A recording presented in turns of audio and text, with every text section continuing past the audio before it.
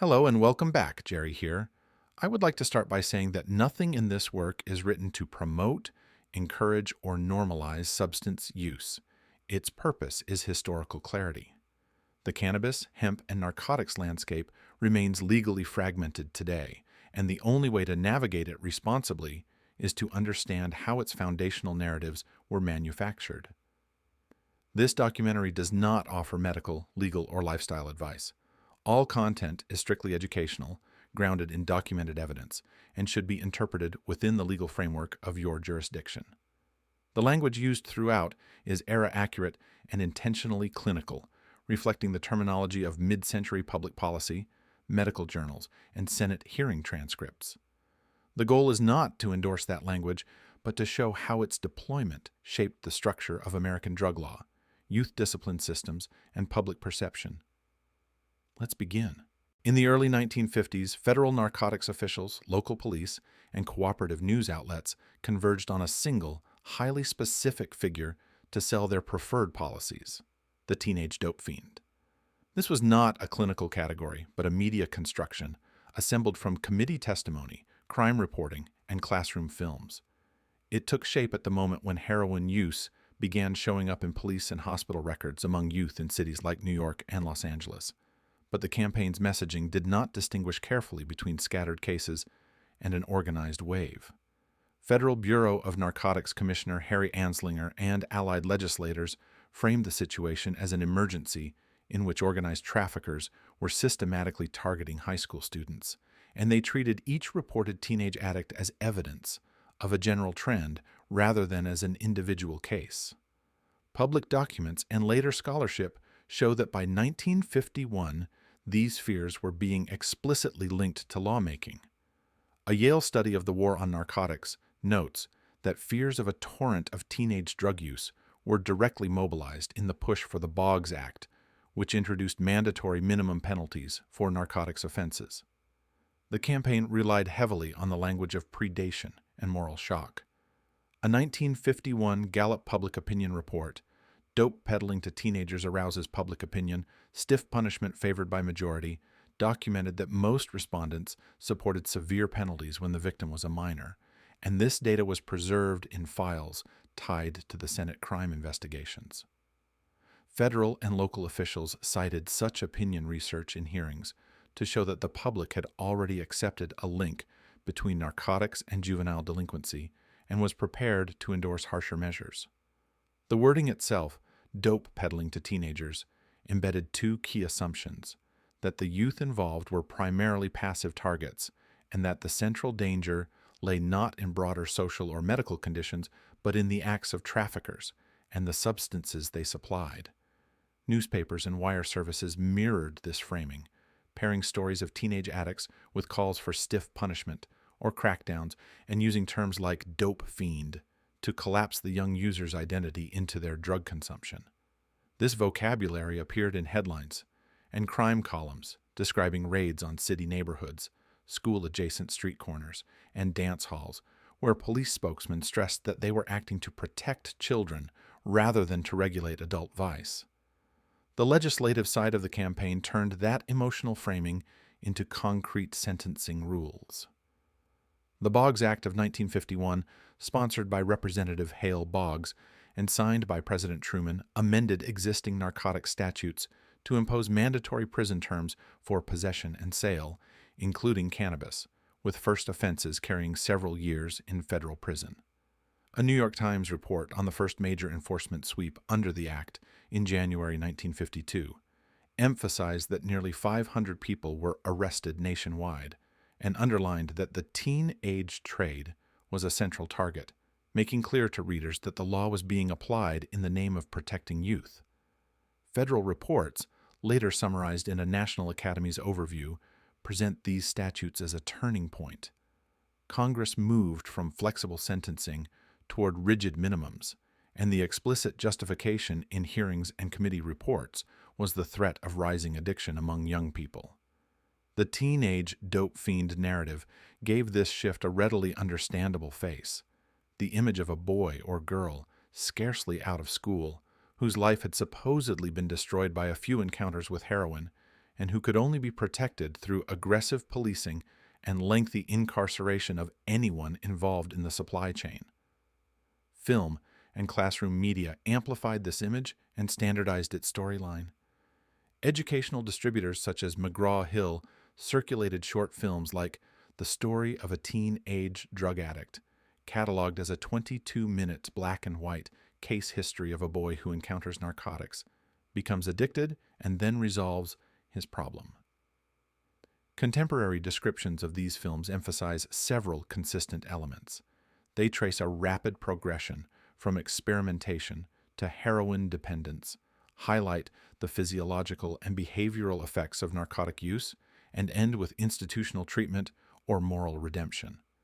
Another 1951 production, The Terrible Truth, used a similar structure, taking a supposedly typical teenager through a brief sequence of marijuana use, escalation to heroin, criminal behavior, and recovery, all within a compressed timeline.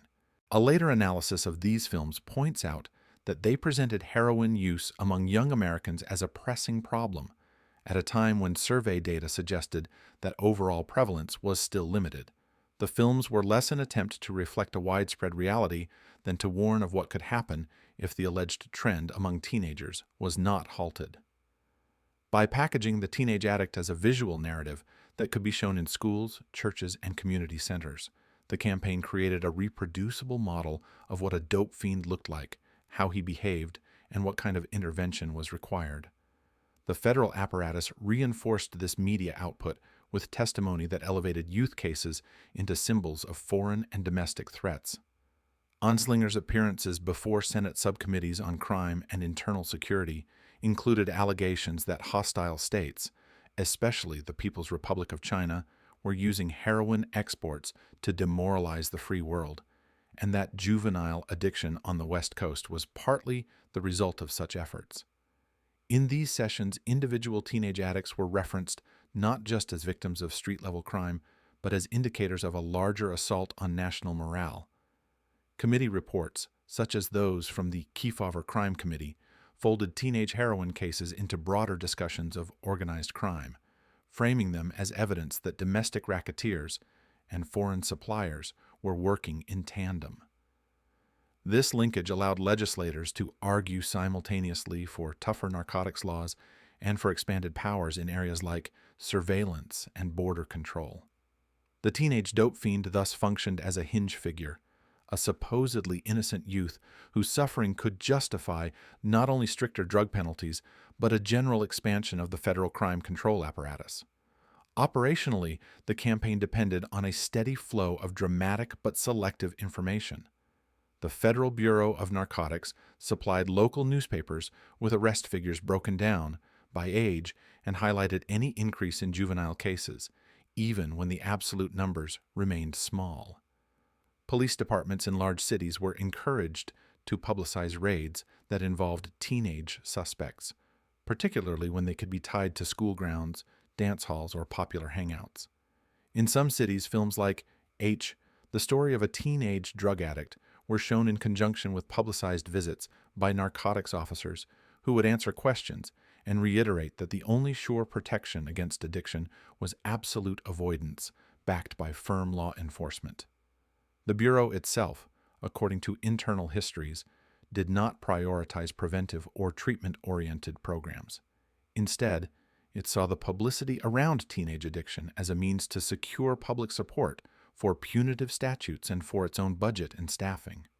The teenage dope fiend narrative was therefore not an accidental byproduct of media sensationalism, but an integrated component of a coordinated campaign in which law enforcement, legislators, opinion researchers, film producers, and news organizations each played a defined role in constructing adolescence as the primary battleground in the 1950s war on narcotics. Within the schools and community organizations of the 1950s, the teenage dope fiend narrative was operationalized through a tightly scripted sequence that tied curiosity, minor deviance, and catastrophic addiction into one continuous path. Educational films such as Sid Davis's The Terrible Truth presented a representative case.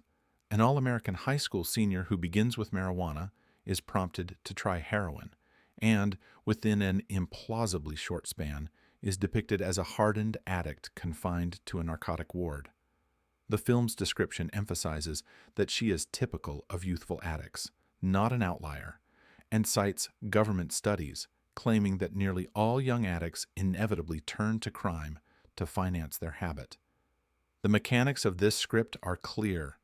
First, marijuana is framed as the universal starting point, not as one substance among many in a varied landscape of youth behavior. Second, the transition to heroin is presented as almost automatic rather than contingent. Third, the association with criminal activity is absolute.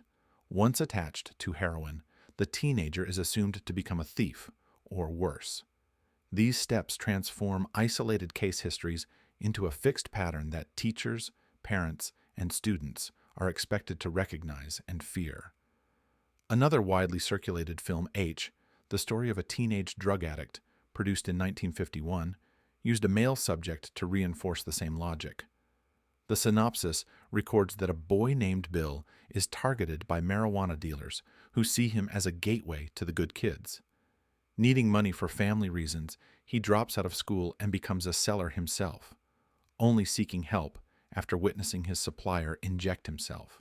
Here, the teenage dope fiend is shown not just as a passive victim, but as someone who can rapidly become part of the distribution chain, thereby legitimizing the idea that youth are involved in both sides of the market.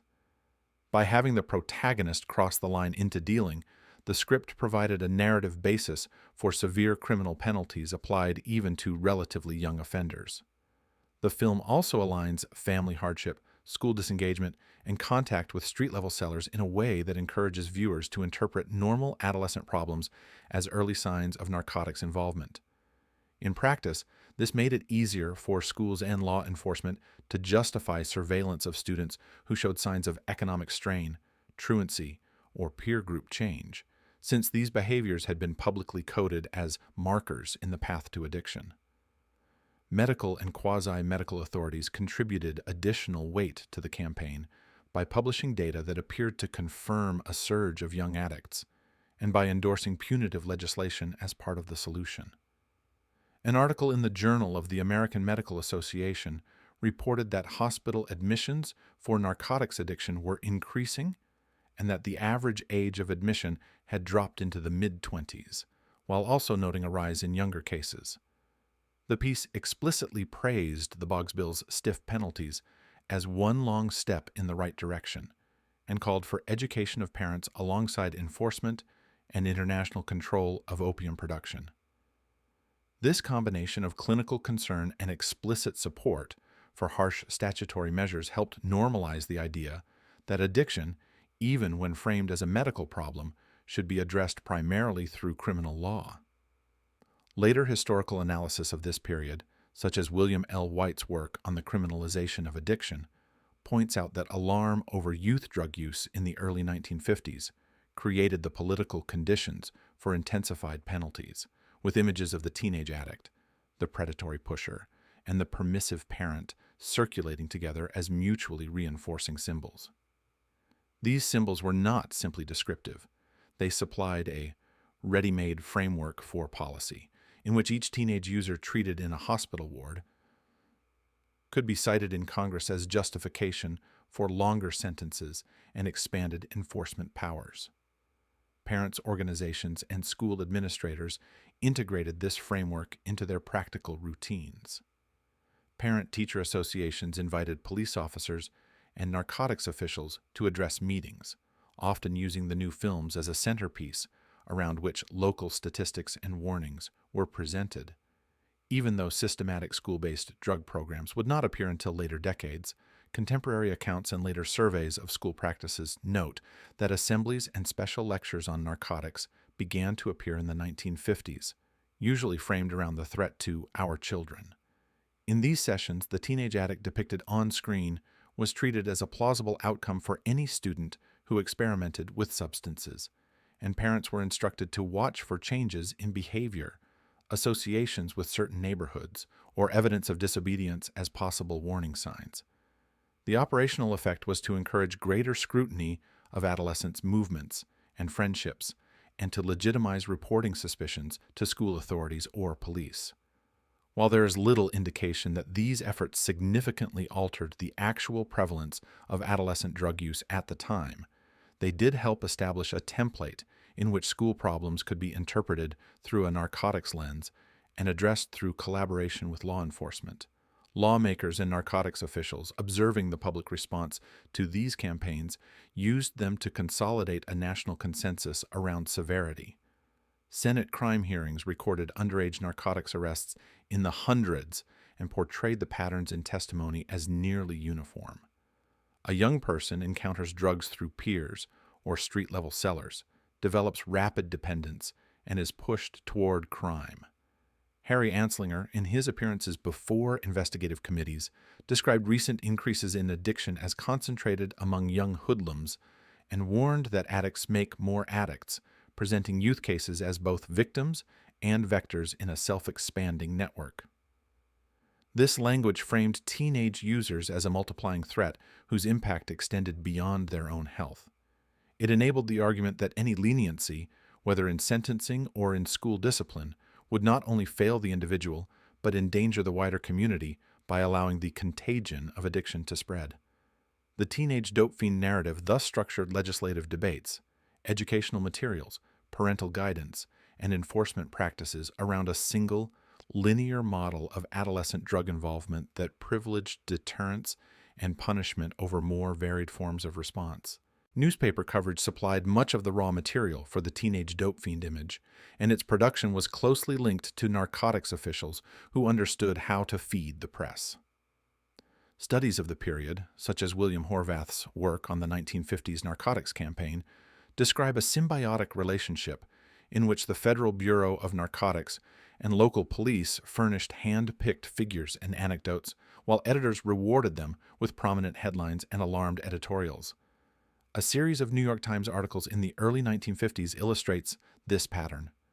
In December 1951, a special committee was reported as finding a tremendous increase in teenage narcotics users, and subsequent pieces quoted officials who described addiction among youth in large rounded numbers.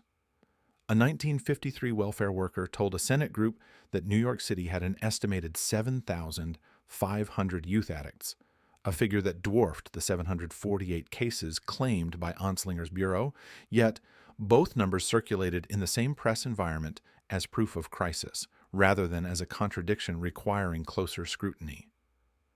Journalistic framing seldom questioned the accuracy or methodology behind such estimates. Instead, reporters treated each new figure as another indicator that young people in the cities were facing an unprecedented wave of danger. This approach amplified the impact of even modest changes in hospital admissions or arrest counts, since any reported increase could be cast as confirmation that the system was losing ground against teenage addiction. Sensationalism in the popular press did not operate in isolation. It was part of a broader Cold War communication strategy in which teenage addiction became one sign of internal weakness and external subversion. Jonathan Marshall's analysis of narcotics intelligence in this era notes that Anslinger repeatedly portrayed Communist China as the chief supplier of heroin to the free world, and linked West Coast juvenile cases to this alleged pipeline. New York Times coverage of United Nations sessions on drug trafficking reported claims that Communist China was the biggest offender, and connected these assertions to worries about youth addiction, particularly in American port cities. By placing teenage heroin users in the same frame as foreign adversaries, newspapers reinforced the idea that juvenile addiction was not only a social and medical problem, but also part of an international contest. This framing gave added weight to demands for stronger domestic controls and for diplomatic pressure abroad. It also helped justify extended resources for narcotics enforcement, since agencies could present their work as both crime control and national security. Specialized periodicals and policy digests carried the narrative into more elite audiences. A 1956 CQ researcher report on control of drug addiction summarized Senate subcommittee testimony from young users and described their accounts as fitting a nearly uniform pattern, from first exposure to full dependency. The same report emphasized the spread of narcotics among adolescents in urban areas and treated harsh sentencing laws as a necessary response. This kind of synthesis document was widely read by legislators, staff, and journalists, and it presented teenage addiction as a settled reality, not a contested interpretation. Meanwhile, retrospective work by William L. White shows that Internal Bureau estimates painted a far more controlled picture. Official FBN figures claimed that the total number of narcotics addicts in the United States had fallen to just over 34,000 by 1957. Yet the public language around youth still stressed emergency and expansion. The coexistence of low aggregate estimates with high-profile teenage scare stories underscores how the campaign functioned. Numerical claims could be adjusted to suit the audience, but the core message about endangered youth and the need for severe penalties remained constant. Visual media outside formal education, particularly comic books and crime magazines, made use of teenage dope fiend imagery as part of a broader focus on juvenile delinquency. While the best-known attack on comics in this era, Frederick Wertham's Seduction of the Innocent, centered on violence and sexualized art, the debates it sparked also touched on stories featuring youth entangled with drugs. Some mid-century crime and shock comics published episodes in which high school students were approached by dealers, experimented with narcotics, and suffered ruinous consequences, echoing the same progression found in educational films. These depictions were scrutinized by parents' groups and congressional committees concerned with delinquency, reinforcing an atmosphere in which any representation of teenagers and drugs had to be either condemnatory or was treated as corrupting. The result was that mainstream publishers tended to reproduce the official storyline: naive or thrill-seeking youth, sinister peddlers, swift decline and punishment.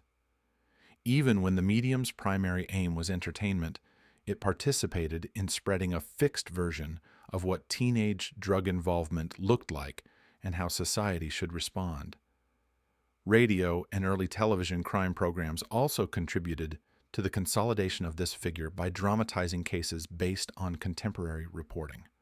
Series such as The Big Story, which adapted true newspaper accounts, occasionally featured episodes built around reporters uncovering juvenile narcotics rings or exposing the exploitation of teenagers by local syndicates.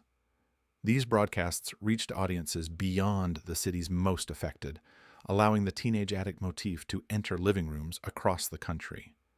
The structure of such programs favored narratives with clear villains and vulnerable victims, which aligned closely with the themes promoted by law enforcement: youth entangled in drugs through no fault of their own, saved or avenged by decisive intervention. Because the shows were presented as dramatizations of real stories, they carried an air of documentary truth even when details were compressed or altered. That credibility, in turn, reinforced what listeners read in newspapers and saw in classroom films, building a media environment in which the dangerous teenage user was treated as a familiar and credible presence, regardless of whether most families had direct experience with addiction. National magazines and paperback publishers gave the teenage dope fiend label enormous reach by packaging it as both news and entertainment. After the early crime hearings on organized narcotics, outlets such as Life and Newsweek began to treat heroin and youth as a single storyline. A retrospective survey of drug-themed paperbacks notes that Life ran a 12-page photo spread showing slink-eyed, hopped-up hoodlums in alleys and on street corners, while Newsweek followed a November 1950 article on narcotics and youth with a January 1951 cover story titled "New York Wakes Up to Find 15,000 Teenage Dope Addicts," bannered with the phrase, "New York's Teenage Dope Fiends." Science Newsletter joined in with a piece on child dope addicts, and Reader's Digest reprinted a sequence of heroin scare articles, including A Short and Horrible Life and Facts About Our Teenage Drug Addicts. These features shared several operational traits. They used large, rounded estimates for youth addicts. They highlighted visual contrasts between school-age and narcotics paraphernalia, and they stressed the failure of parents, schools, and police to recognize the danger. By clustering multiple youth-focused stories into the same year, especially 1951, they created the impression of a rapidly escalating crisis, even though systematic data on adolescent drug use remained sparse and inconsistent. A CQ researcher report from 1953, Youngsters in Trouble, explicitly acknowledged the lack of data on number of teenage drug addicts, while still treating narcotics as a major new factor in juvenile delinquency.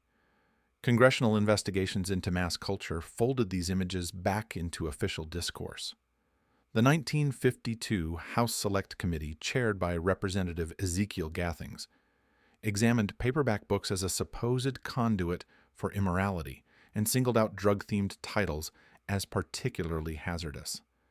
In its report, the committee complained that paper-bound books dwell at length on narcotics and in such a way as to present inducements for susceptible readers to become addicts out of sheer curiosity, and it cited N.R. de Mexico's novel Marijuana Girl as an example.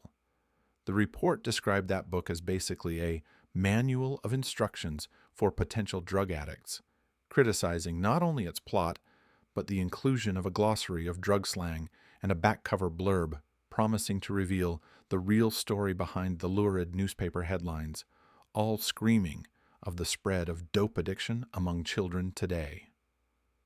The Gathings hearings treated these paperbacks as direct extensions of the teenage narcotics panic already circulating in magazines and newspapers. By entering lurid fiction into the congressional record as evidence of broader cultural decay, they reinforced the assumption that adolescents were being targeted and instructed in drug use on a wide scale. Civic organizations such as Citizens for Decent Literature, which had already mobilized against comic books and salacious magazines, incorporated drug novels into their campaigns, further cementing the association between youth reading habits and the risk of addiction. At the same time, there were documented attempts within elite media to push back against the more inflated claims about teenage addicts, though these efforts did little to alter public messaging. In early 1952, Harper's Magazine published John Garrity's article arguing that the teenage drug problem being advertised in headlines simply doesn't exist, drawing on conversations with Federal Bureau of Narcotics officials who told him that the typical high school student would have great difficulty locating heroin or marijuana and might search for months without success. The same retrospective survey of the period reproduces interviews in which Anslinger himself questioned the business logic of peddlers abandoning established adult markets in favor of unproven high school clientele, and noted that claims of tens of thousands of adolescent addicts in New York evaporated when subjected to closer questioning. Yet, according to that account, Bureau officials abandoned direct efforts to correct the exaggerations because they expected a backlash. They feared that contradicting the panic would leave them vulnerable to accusations of complacency. This dynamic shows how the teenage dope fiend figure, once embedded in magazines, crime paperbacks, and local reporting, constrained what enforcement leaders felt able to say in public. Even when they privately acknowledged that the scale of youth addiction had been overstated, they did not mount a sustained public correction, and legislators continued to cite the sensational numbers when arguing for tougher statutes. Institutional responses in the health sector were shaped by the same narrative. New York City opened Riverside Hospital on North Brother Island in 1952 as a specialized facility for young narcotics users, widely described in later historical and clinical reviews as the first dedicated treatment center for juvenile addicts in the United States. A 1953 doctoral study on narcotic usage explained that the impetus for the facility came from rising numbers of teenage drug users appearing in youth court records and counseling bureaus in New York, Chicago, and Los Angeles starting around 1950, which convinced officials that existing adult institutions were inadequate for this group.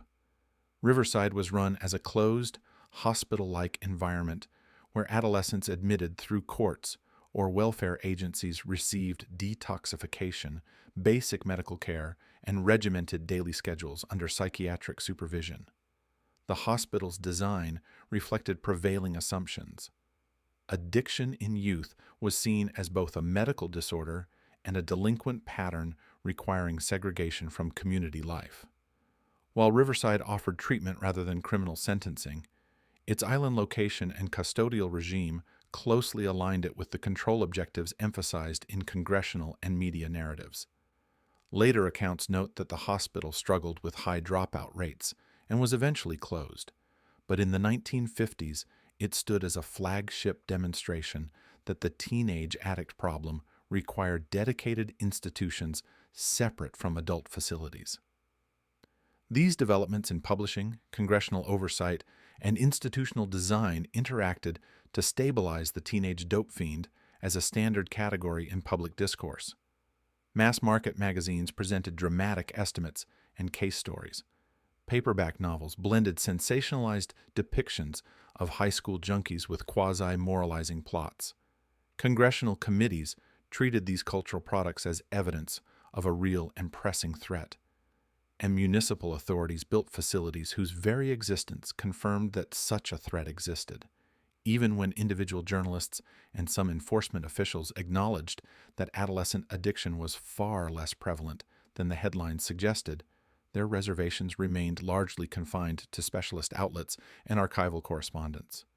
The dominant picture available to parents, teachers, clergy, and local politicians remained the same: a country in which large numbers of teenagers were at risk of being turned into addicts by predatory adults and permissive culture, and in which harsh penalties, close supervision, and specialized institutions were the required tools to prevent that outcome. As federal concern over youth behavior widened into a general inquiry on juvenile delinquency, narcotics were written into that framework as a discrete category of risk with their own investigative and control apparatus. The Senate Committee on the Judiciary's Subcommittee to Investigate Juvenile Delinquency, chaired by Estes Kefauver, conducted a 17-month study that culminated in a March 1955 interim report describing its mandate in broad terms, defining delinquency, examining causes, reviewing sentencing and corrective measures, and explicitly determining whether juveniles were breaking federal narcotics laws. By embedding narcotics within this larger survey, the committee treated drug use as one of several special problems that could push youth into contact with courts and institutions. Hearings gathered testimony not only from law enforcement but from welfare agencies, probation officers, and youth-serving organizations, asking them to detail the extent to which they encountered drug cases among adolescents. In this setting, the teenage dope fiend figure operated as a diagnostic shortcut. Witnesses could invoke the narcotics boy or the girl addict as recognizable types, and senators could fold these references into their emerging typology of delinquency without needing to establish fine-grained distinctions between different patterns of use, age cohorts, or local conditions. The subcommittee's sessions on national, federal, and youth-serving agencies reinforced this integration by pressing organizations to show how they were responding to narcotics within their existing programs. The published hearing volumes listed a range of groups, federal departments, state commissions, church-based youth services, scouting organizations, asked whether they had policies or educational materials addressing drug use among teenagers. In response, agencies frequently referenced films, pamphlets, or talks developed in cooperation with the Federal Bureau of Narcotics or local police departments, indicating that the same narrative elements circulating in schools and parent meetings had been incorporated into youth work practice. Leaders described using cautionary stories about boys and girls who got mixed up with dope as part of broader talks on character and citizenship, signaling that the teenage addict had become a standard example in the moral vocabulary of delinquency prevention. This process extended the campaign's reach beyond formal anti-drug programs, as curriculums and training guides for youth workers adopted stock phrases about dope peddlers and hooked kids. Narcotics ceased to be a marginal concern and instead appeared as a routine topic in discussions of adolescent risk, even when actual contact with drug-involved youth was limited. Clinical and correctional data from the decade gave this discourse a quantitative frame that officials could cite when justifying specialized responses. William White's synthesis of mid-century records notes that admissions to the Federal Narcotics Hospital in Lexington rose from 2,700 in 1941 to 4,500 in 1950, with the proportion of patients aged 19 or under increasing from 16.5% in 1936 to 45% in 1955. These numbers, drawn from internal studies by Lexington clinicians, demonstrated a measurable shift toward younger patients, even as overall Federal Bureau of Narcotics estimates continued to emphasize low national totals. Lexington's figures were repeatedly cited in professional conferences and medical publications concerned with addiction, providing an empirical backbone for the claim that youth involvement with narcotics was becoming more pronounced.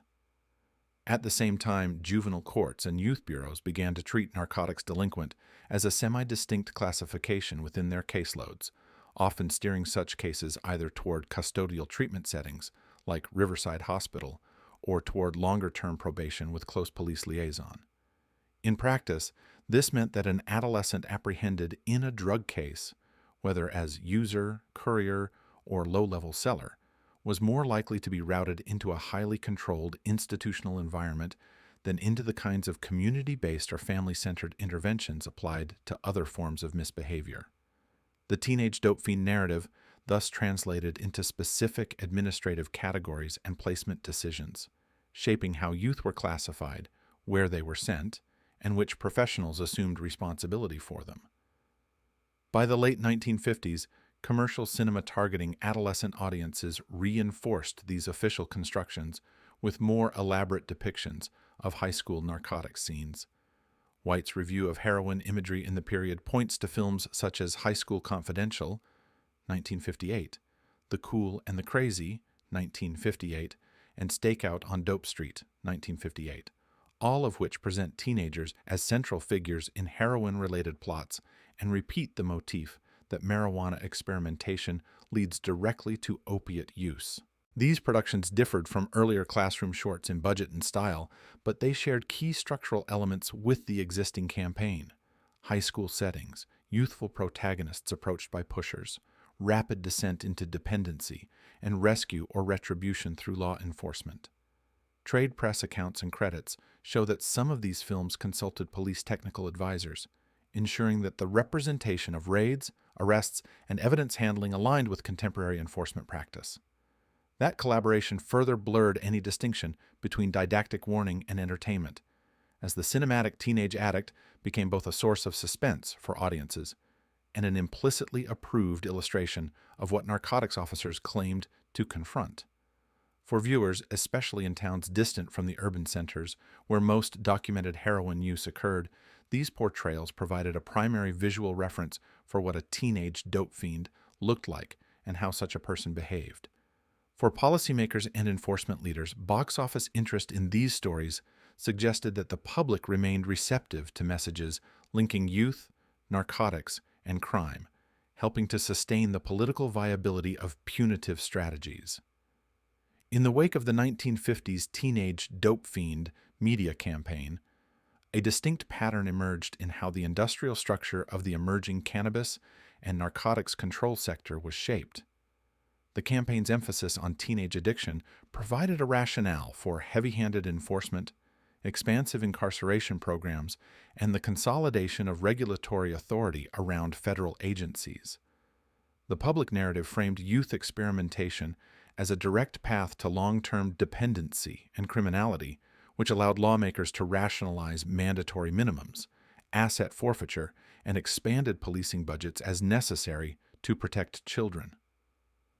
While the data of the era did not unequivocally confirm a nationwide epidemic of teenage addicts, the operational mechanisms of the campaign, media amplification, coordinated law school/health agency interventions, and institutional expansion produced real outcomes: increased funding for law enforcement agencies, accelerated construction of juvenile narcotics wards, and the widespread adoption of zero-tolerance orientations in schools and youth services. These outcomes, in turn, imposed structural cost on the broader cannabis and hemp sectors, particularly in the form of stigma, regulatory overhang, and investor risk perception that remained tied to the moral panic of the 1950s.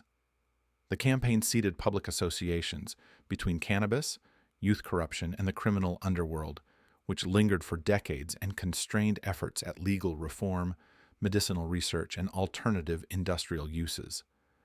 Because the narrative prioritized fear and conformity over nuance, legitimate pathways for hemp-based industrial materials, agricultural innovation, or low THC consumer markets were framed by default as potential threats rather than possibilities. The legacy of the teenager addict trope thus slowed market formation, impeded cultivation to product innovation, and contributed to fragmented regulatory regimes that treated cannabis and hemp alike under prosecutorial rather than development-oriented logics. When recent regulatory actions have targeted hemp cannabinoids, Delta-8, and similar compounds, a parallel logic resurfaces. These modern bans mirror the older campaign structure. Youth-centric alarm narratives, linkage of benign substances to slippery slope addiction pathways, and the invoking of protection of children as justification for sweeping prohibition rather than measured regulation.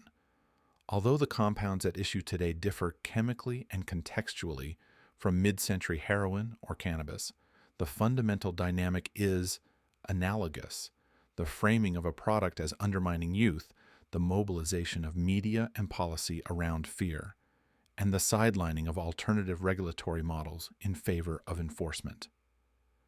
The repetition of that pattern suggests that the structural damage initiated in the 1950s remains active. Whichever product is next linked to youth misuse becomes subject to the same momentum of stigma, control-driven regulation, and industrial disincentive. This content is for educational and informational purposes only.